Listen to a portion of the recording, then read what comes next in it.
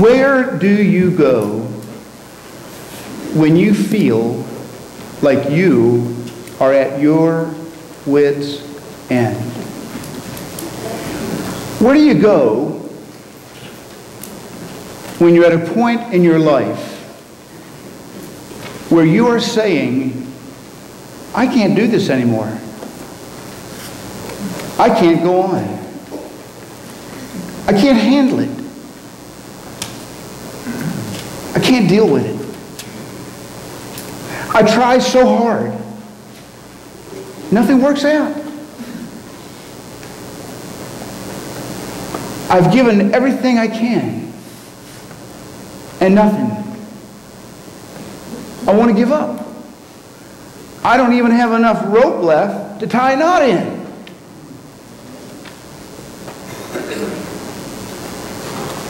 Where do you go when you've got a haunting history of failure? When you have done the things you know that you shouldn't have done, and you've not done the things you know you should have done? Where do you go when these moments just come down like burdens, like rocks, and wear you out? Where do you go when you're just plain tired of life and you can't handle it anymore? Where do you go for help and relief and hope? We all deal with these things in many ways. But this morning, I want to talk about the best way.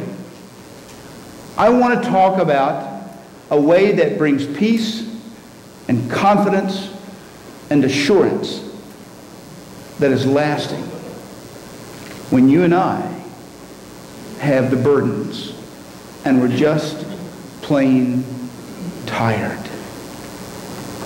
Would you pray with me? Lord, as we heed Jesus' words about finding rest for our souls, may we find that rest as we surrender our lives to you as fully as possible. Amen. Life backs us into corners. And those corners become weights. It's like when you get on the scales at the doctor's office and they slide the little bar to one number and they keep tapping the other number.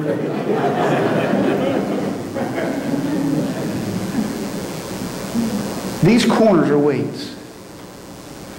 You see, you're a parent. You've got 2 jobs. You can't pay, you don't have enough money to pay for a place to live, a house, an apartment. So you and your kids sleep in the car, go from shelter to shelter. You are the caregiver of a loved one, and you're keeping the vigil. Doctor's appointments, these routines, that routines, and it gets draining.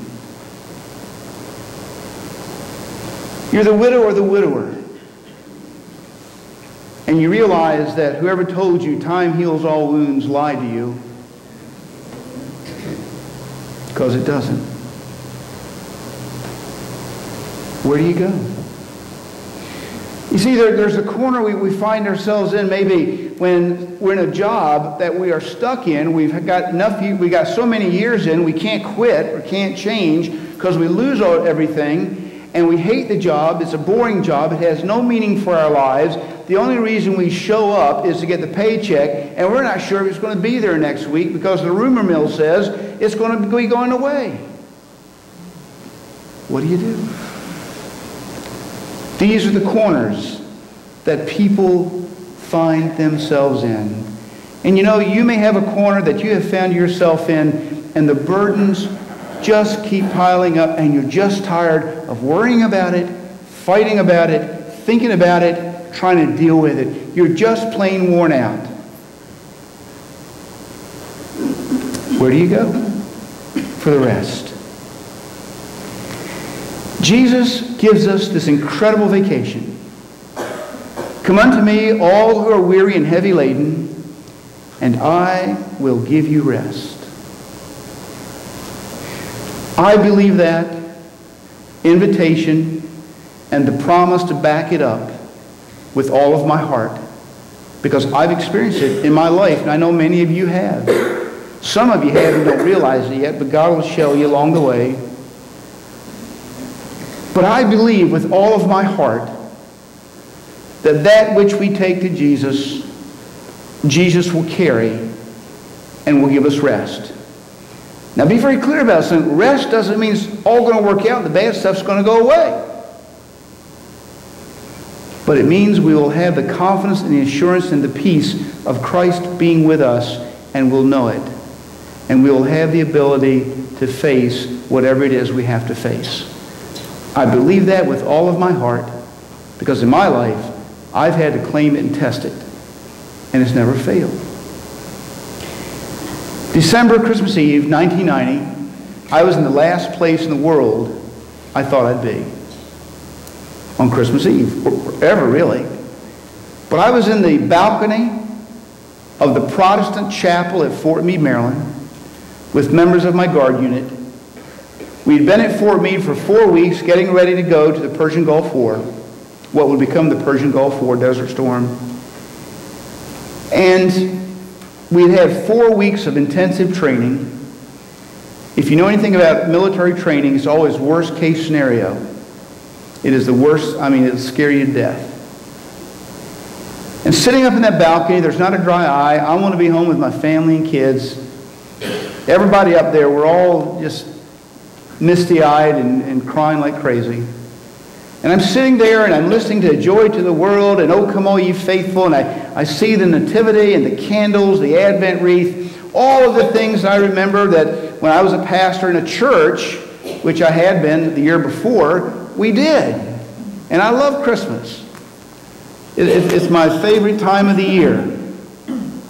My favorite time of the year. And I'm sitting up there getting ready to fly out of Andrews Air Force Base the next morning on Christmas Day. Sitting there, it dawned on me, and it suddenly just fell on me, I can't do this. I cannot do this. The responsibility and the work of a chaplain, I can't do it. And I'm sitting there, and I'm begging God, I'm telling God, I can't do this. I just can't do it. And this fear and panic starts to rise up. And I'm looking around the sanctuary. I'm beyond feeling sorry for myself. I'm in misery. I don't know what I'm going to do. And I see a stained glass window. And in that stained glass window was a picture of Jesus. And he was holding a lamb. Not around his neck like you sometimes see, but he was holding the lamb with both hands, heartbeat to heartbeat. And I looked at that picture and I said, Jesus, if for 30 seconds, and I know you're busy trying to deal with this war thing, but for 30 seconds, if you could just hold me and just let me hear your heartbeat, feel it, I'll be okay. And at that moment, the light came on, and I realized I was that lamb. And then the second thing that happened was I remembered the invitation. The third thing that happened was I began to remember all of the times in my life that Christ had had his grip that nothing can break on my life. And when I left that balcony, I left with three things that I did not have going up into it. confidence, assurance, and peace. And they were bound up in the truth that Christ would be with me, and I was safe in his grip. Now, I'd like to tell you that the next 7 months of sitting in the desert in a tent with scorpions and all kinds of stuff was sort of like MASH. But I'm here to tell you, the medical folks, they may do it differently. We didn't. It was the most stressful, scariest, frighteningest, dangerous, whatever ist you want to put on this negative time of my life, it was. But there wasn't a day that went by that I did not know the grip. The grip was there, and there was confidence, assurance, and peace. Now, I have a dilemma. If you read lectionary readings, there's a reading from Romans 7 today, and the reading from Romans 7, Paul is saying, you know what? I'm going to paraphrase this. This is the translation according to Billy. You know what? I know what I need to do that's right, and I don't do it. I know what I shouldn't be doing, and I do it. What am I thinking? And he says, oh, wretch that I am, really meaning, you know, how am I going to break this cycle here? And he says, thanks be to God who gives us the victory in Jesus Christ. And what he's talking about is my dilemma, and it might be yours too. You see, I can give it to Jesus. I believe that Jesus can take it and carry it and see me through. If it's in here, I believe it because it's been tested in my life. I'll give it to Jesus, and 5 minutes later, I take it back. And the worry grows. And sometimes, I'll try to help him carry the burden. And the worry grows. Sometimes giving it to Jesus is easy. And sometimes it's something you got to keep doing, keep doing, keep doing. And the grace is, the invitation says, come with your burdens and your weariness, and I will give you rest. I'll give you peace. I'll give you what you need, and I will walk with you. Now, my mind is wired in such a way that I just can't accept a good gift. I mean, I accept it, appreciate it. I'm so grateful for anything, you know. But there are times when I say, or ask myself, why would Jesus give this invitation? Why would Jesus care about whether or not I'm tired and worn out? Why would Jesus care after all this training and stuff? I'm sitting in a balcony in a Protestant chapel saying, hey, I can't do this. Why would God care about whether or not you have a job or your pension's secure or your health issues are okay? Why would God care about those things? Why would God care about if you're being bullied in school or if you're not sure you're going to pass that test or maybe you know, your marriage is in trouble or there's a relationship in trouble? Why would God care?